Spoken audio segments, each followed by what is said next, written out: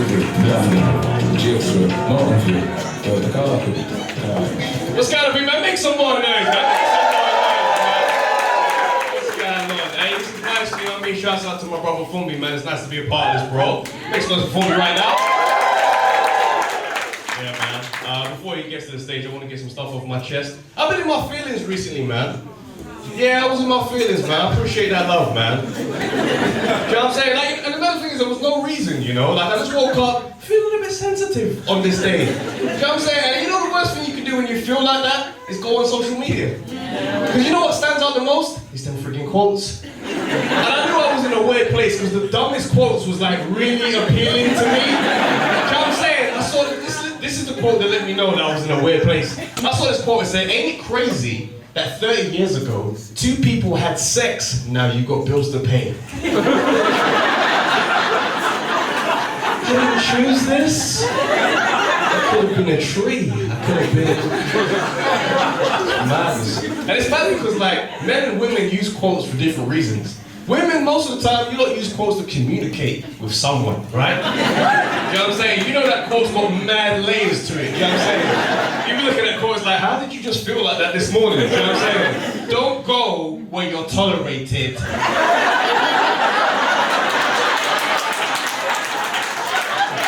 Go where you're loved. And you don't post the maddest things underneath. Yeah. What does that mean, bro? You know what I'm saying? You're mad at your boyfriend, boy. You know what I'm saying? You know what you really do with those quotes? You're just letting the brothers on the side know it's time to slide with you. So I hear, so I hear.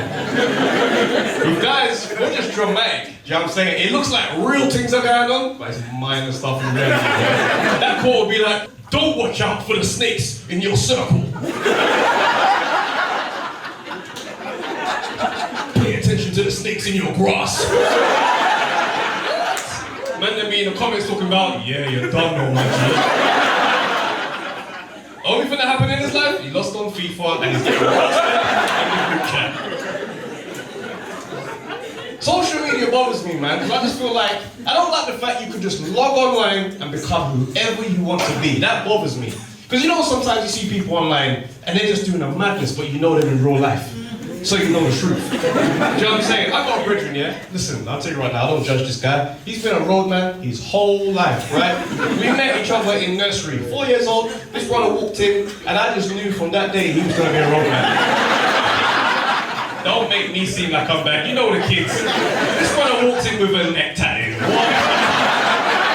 He's ready for a life of crime. You know what I'm saying? But I don't judge him, he's my friend. But on social media, this guy goes on like he's a motivational speaker. The deepest, most intellectual quotes. Do you know what I'm saying? And the thing is, you know the caption's always got to be one essay underneath. Now, when you know someone quite well, you read the things that they've written, but you hear their voice in your head. You know what I'm saying? I'm reading this brother's caption, it's just like, in order to chase your dreams, you need to realize you need to distance yourself from the negativity in life. I'm reading that like, but you are the negativity.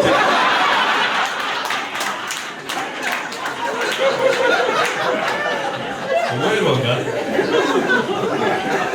I'm saying, like I grew up in South London, right?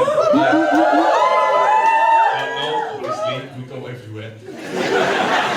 Is anybody else getting like South London PTSD from fireworks? I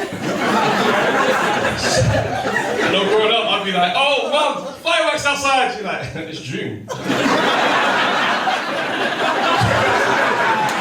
It's a stressful one.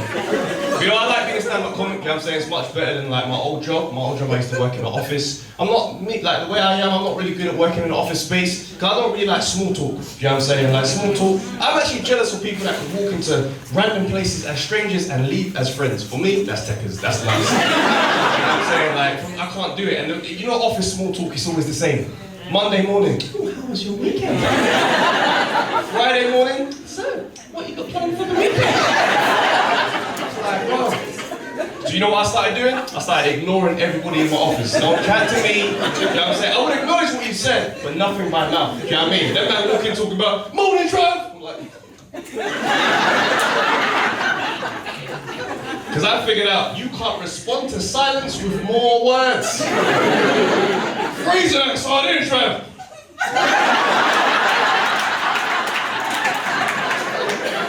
Gareth, piss off with your foot. I mean, I didn't like the fact that I kind of became a different person when I got to work. I don't know when it happened, but suddenly at some point I became someone else. Now my boys outside of work would not recognize me in work. No way. Have you ever had to take the call, right, and step out and become a whole different person? I'll be on the phone. Bro, what you been telling me? Don't piss you off, okay? Everyone's there, yeah? I say that, I shout, you know? I say that, go. Get back into it, answer the phone. Hello? So I tell white people all the time, well, you do not know your black friends at work. Well, yeah, I mean, and the thing is, the fake personality doesn't start once you got the job. It starts before that. It starts in the job interview. And I don't stand a chance getting a job if I tell the truth in the job interview. You know what I'm saying? One time this brother goes to me, so tell me exactly what it is that you love about customer service. Oh, what? Did I write that down? What the hell? You gotta go with the line, you know what I'm saying? Well, I've always had a passion and a desire. Dealing with customer queries ever since I was a little lad, it's just...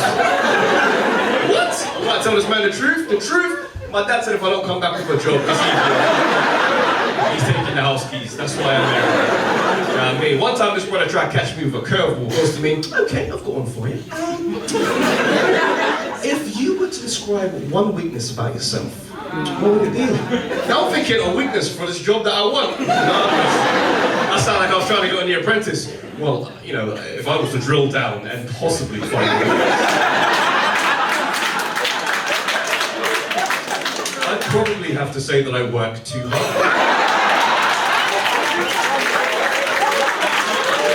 What? You can't handle the truth, bro? The truth? Big man, I'm late most days. I've been known to leave work half day unannounced.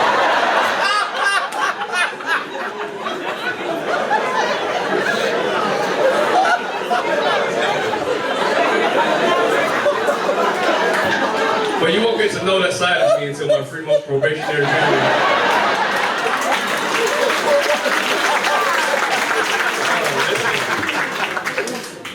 Man, I tell you what, let's talk now. You know what I'm saying?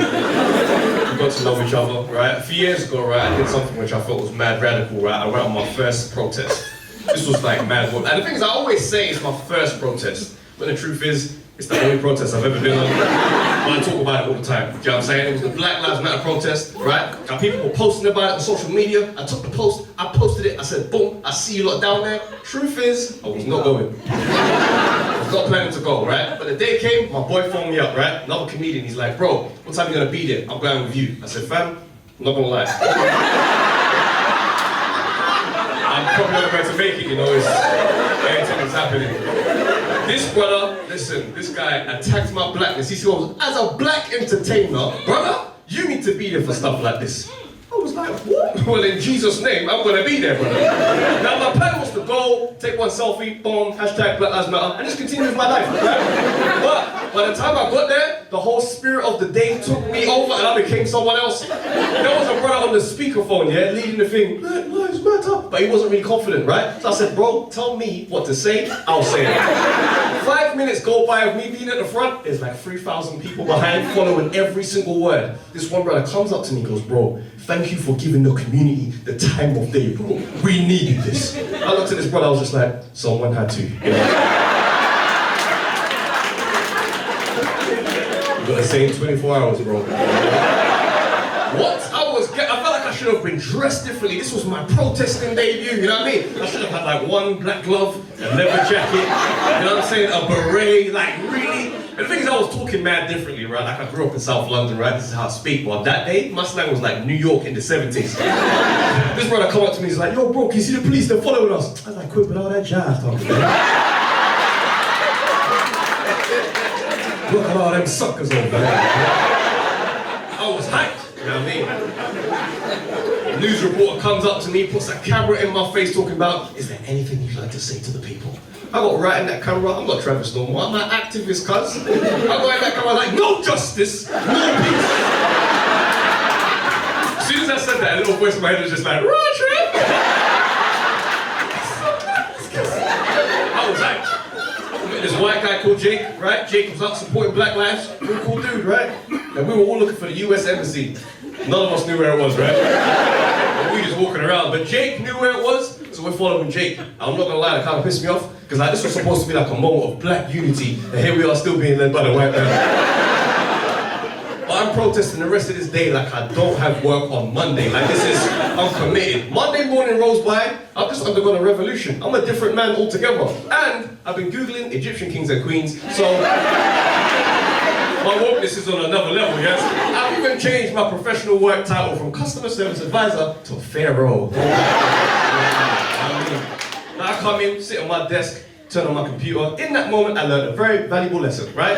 Whenever someone puts a camera in your face and they film you, always ask, what are you doing with that footage? After today, my computer loads up to the BBC website and you can't change it, right? On that day, the headline was, Black Lives Matter protest takes over central London. And there was my face underneath talking about, no justice, no peace. As soon as I see it, I went still, just panic. My manager sitting right next to me, awkwardly wants to ask this question.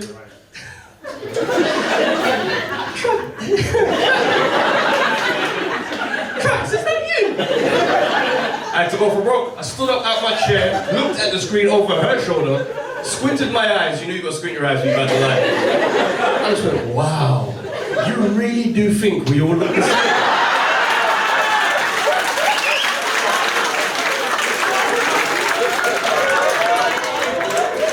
It's a completely different nose. But listen, that's my time. My name is Trav.